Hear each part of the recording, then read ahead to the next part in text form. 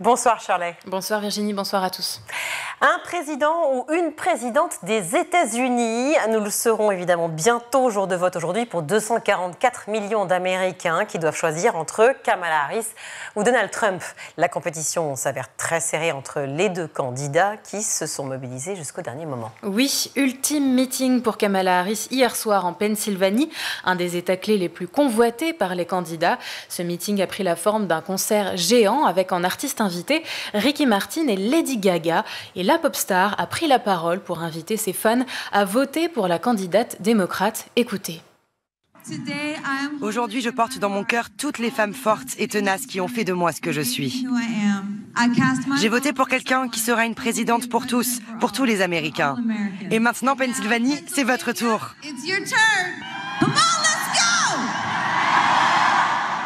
La musique aux États-Unis, on le sait, est un véritable outil de communication politique. L'intervention de Lady Gaga pourrait séduire davantage de jeunes électeurs, mais aussi davantage de femmes. Pendant plus de la moitié de la vie de ce pays, les femmes n'avaient pas de voix.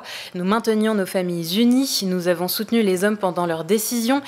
Mais demain, les femmes participeront à la prise de cette décision, a déclaré la star avant d'entonner « God bless America ».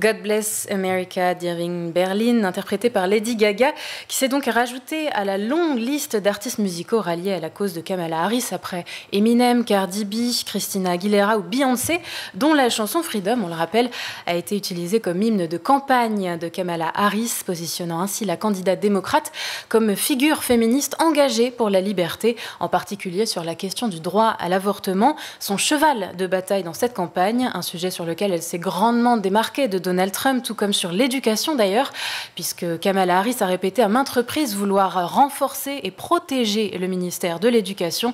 Donald Trump, lui, a promis qu'il le supprimerait, lui, ce ministère qu'il juge beaucoup trop conforme aux idées woke. Avant cela, encore faut-il que Donald Trump soit élu, et justement, l'avenir du pays est actuellement en train de se jouer dans les urnes, un scrutin qui fait trembler le monde, titre du Dauphiné libéré aujourd'hui. On verra d'ailleurs avec vous, Shirley, comment ces élections sont perçues à l'étranger. Ce sera votre chronique en fin d'émission tout à l'heure. Retour en France à présent.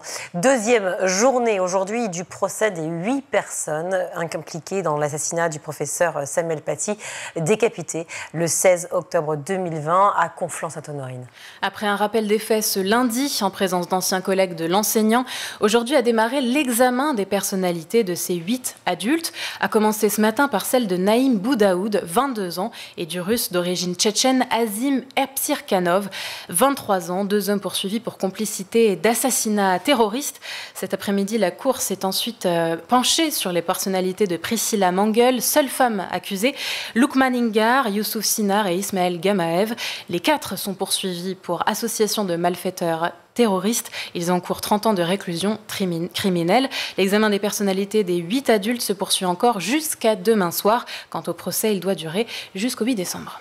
On continue ce journal avec la suite de l'affaire Nekfeu. L'un des rappeurs préférés des ados est accusé par son ancienne compagne de viol et de violence psychologique et physique. Accusation que ce dernier a démenti hier après-midi. Entièrement mensonger et diffamant. Voilà la réponse de Nekfeu, de son vrai nom Ken Samaras, au communiqué de l'avocat de la plaignante, maître Florence Fécom, publié dimanche dernier. Une réponse qu'il a exprimée par le biais de son avocate à lui, maître Marie-Alix Canu-Bernard, sur X.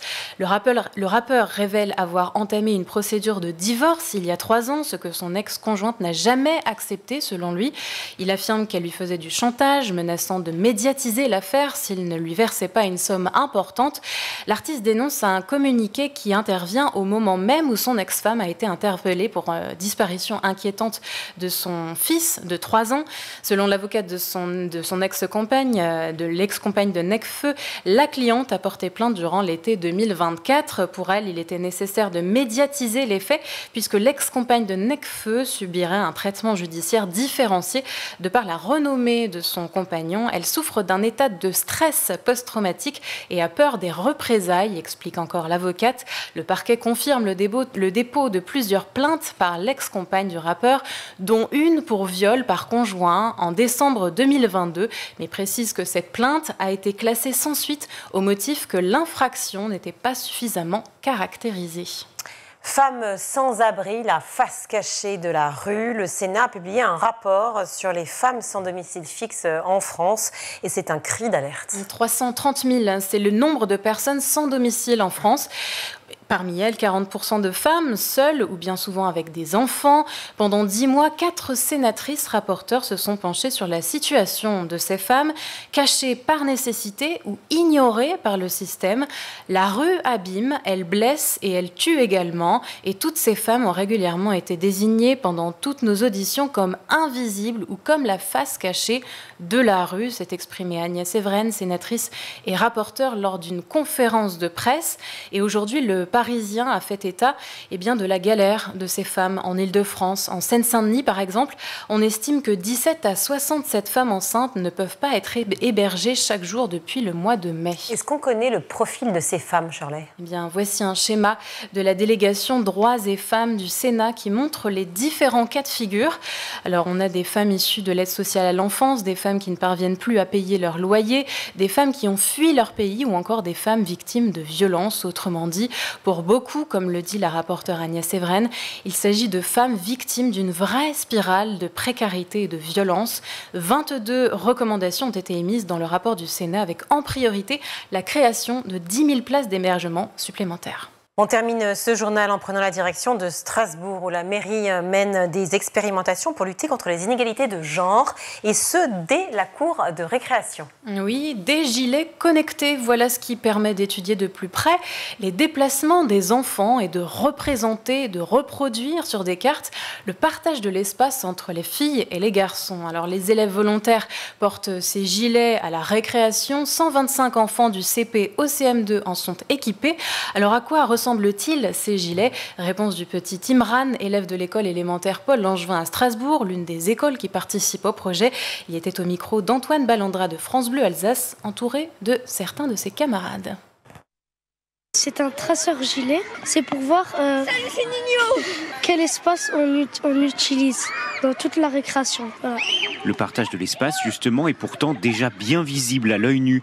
Les garçons, d'un côté, jouent à épervier ou au basket. Il y a plus de filles vers la structure là-bas. Il y a quand même un endroit pour les filles et un endroit pour les garçons. Oui. Par exemple, la structure, le bac à sable. Ça, c'est qui, ça ? Ça, c'est des filles. Vous arrivez à vous mélanger ou pas ? Des fois, il y a beaucoup d'embrouilles, presque tout le temps. Le résultat de cette expérimentation est sans appel. 80% de l'espace est occupé par 20% des élèves, surtout des garçons. Mais la lutte contre les inégalités de genre ne va pas se faire du jour au lendemain.